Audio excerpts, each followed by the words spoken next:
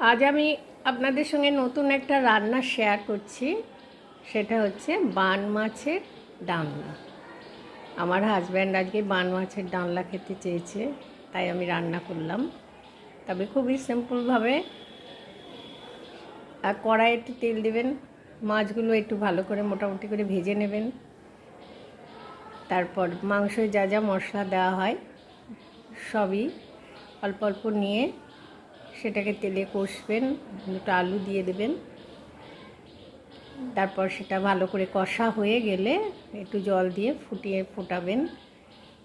2-4 minute ফোটার পরে মাছগুলো দিয়ে দেবেন।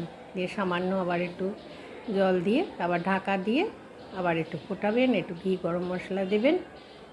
দারুণ টেস্টি বান মাছের ডালনা হয়ে যাবে।